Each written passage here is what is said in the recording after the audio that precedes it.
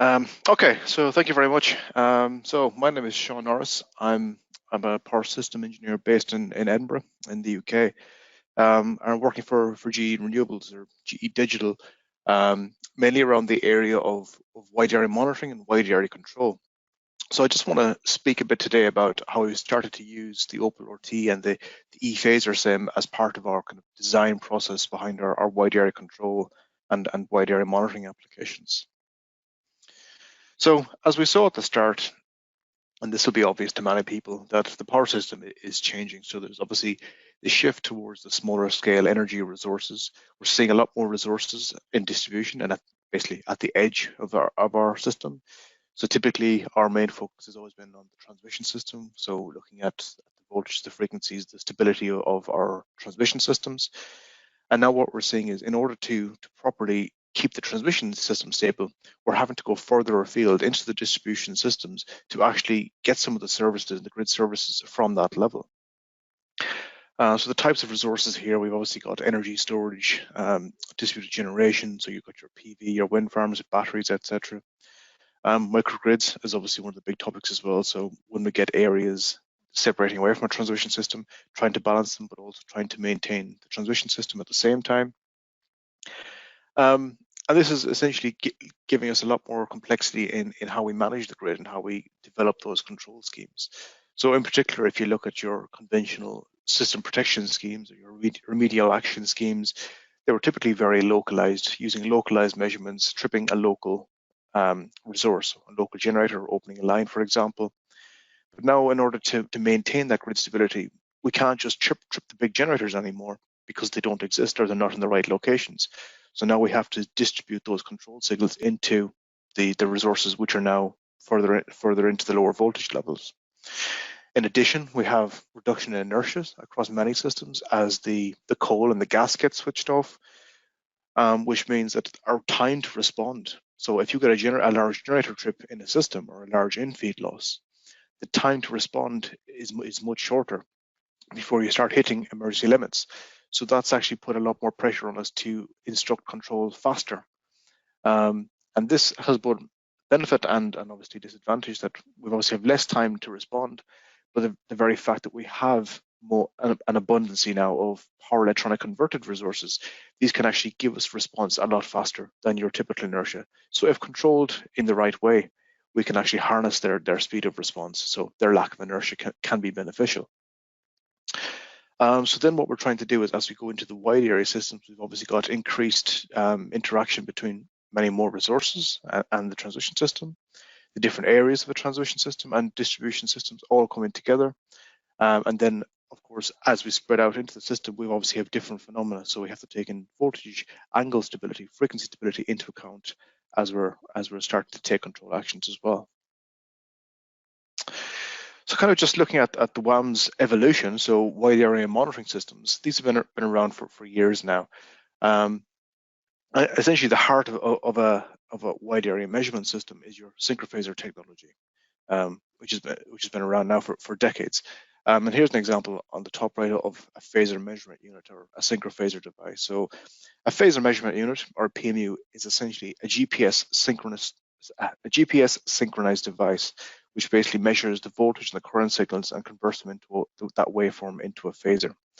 And then because it is GPS time-stamped, we can take a measurement from anywhere in the system and compare it, and we know we're comparing at the same point in time.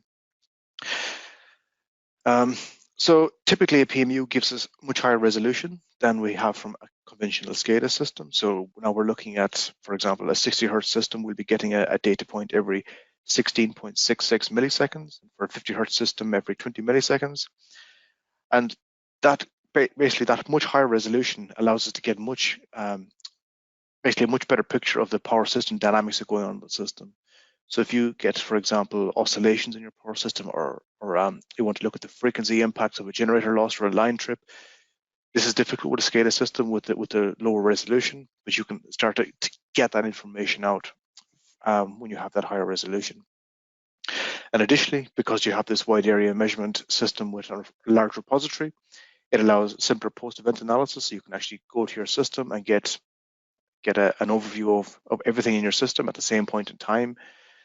and it just allows operators to get a very clear overview of what's happening in the entire system with this highly detailed information. But why is that useful for control? So what we're seeing is there's been a number of applications that have been very useful for operators in how they manage the grid. So an example of this could be managing oscillations in the system. So if you had a generator or an intervariant mode of oscillation, so when obviously your power system is a dynamic system, it can start to oscillate. Generators can start to swing against other generators. We can capture that information with a wide area measurement system, and essentially it provided operators with a new set of tools for managing those conditions. So if your system was undamped, the operator could be alerted to that. But now what we're saying is that same information can be developed into control schemes, or that same information, that same data. So if we have the deployed base of phase and measurement units and PMUs, we can start to use that data now for better and faster control decisions. So we have wide area observability. Why don't we take that observability and start to make wide area control decisions? So we can look at different parts of a power system, see which parts are accelerating away, for example, or more affected, or looking at the overall, where's the voltage lowest compared to other areas. Obviously, we have a lot more measurements, which gives us increased reliability, redundancy, so we can handle the dropout of PMUs or communications, for example. We have other measurements. We can make an informed decision from the grid. Additionally, it can be more adaptive to the different system conditions. So because we have more information, we can see what's kind of happening in the power flows. Is there a change in the overall inertial conditions of the grid? We can take that into account by using these measurement points. And one of the key points is we can identify system-wide conditions. That's always been very difficult when using localized measurements. So say, for example, when you're looking at high resolution data, and if you need to make a decision on within 500 milliseconds, for example, for a frequency, when you look at a localized measurement, a line trip or a local event can look very similar to a large scale system event without the bigger picture. It's only when you get the overall picture about what's happening in the north and the south of your system, for example, combine that information, you have enough information to make an informed decision about, is that event big enough to affect the system? And that sort of information and that sort of background is very useful for us when we're taking very fast controls in the system. So this is an example here of a UK project that we had with National Grid, the system operator in the UK. This was an innovation project designed to harness a fast frequency response from the grid. And the idea here is that we're getting lower inertia in the system. We're getting less time to respond. So if we wanted a fast frequency response in the system, so if we get the single largest event in the system, large generator loss, we have about a second before we hit our load shedding limits. So the target for this control scheme was within 500 milliseconds, this control scheme should start to take action. But the problem was it gets very expensive to keep generation online just to give us an inertial component. So the idea behind this project was there's a lot of wind, solar, batteries, for example, in the grid. Can we use that information? Sorry, can we use those resources to give us a fast frequency response? And how do we detect what's going on in the system? How do we know what resources are where? And if an event occurs in the system, how can we send control decisions in a coordinated method to all of these different resources in the system within that 500 milliseconds? And the reason this becomes additionally complicated is if we look at the diagram here on the bottom left, this is essentially why a genuine example of a frequency event in the UK. And this is our kind of our high resolution PMU data taken from a frequency event. And as there was an in-feed loss, this was one of our HVDC interconnector losses. We lost in-feed into the UK, so we expect a low frequency to occur, and the frequency drops. So the general trend of that is as you'd expect. However, if you look into that zoom section there, in that 1 second, you can actually see between the different measurement points, and these are essentially spread between north and south of the system, there's actually quite a spread in the frequencies. So we can see that, for example, that purple line is dropping first. That very faint green line, which is the south of the system, takes much longer to fall down. And essentially what this translates to is a different frequency measurement taken across the system at the same point in time. So the south of our system is in a lower frequency than the north of our system, for example. And going one step further, if you imagine there's a frequency difference between the north and south of your system, this means you've got a larger angle difference or an angle spread across your system, which means there's higher power flows coming from north to south due to that angle difference opening up, basically angles across your corridors. So essentially, if we start to control within this 500 millisecond period, and you can see that's right within the middle of this period, the system is already highly disturbed. The angles are opened up. The system is in a vulnerable state.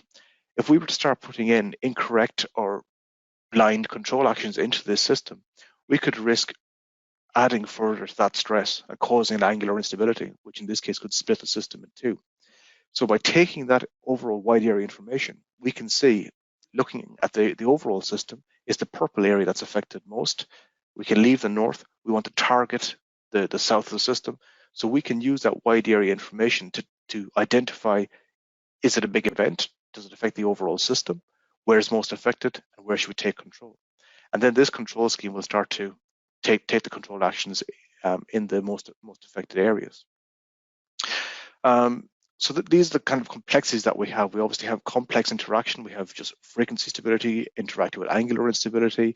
We have a number of different resources. The distributed control scheme that we have here, you can see each of these blue boxes, for example, was a control unit in the system. So there's a lot of different devices in the system making control actions. There's wide area communications in between each of these. So there's going to be latency and communication issues between each of these. There's different types of resources, what resources are online when and where, and all that information needs to come in together. So wide area control schemes can become very complex very quickly.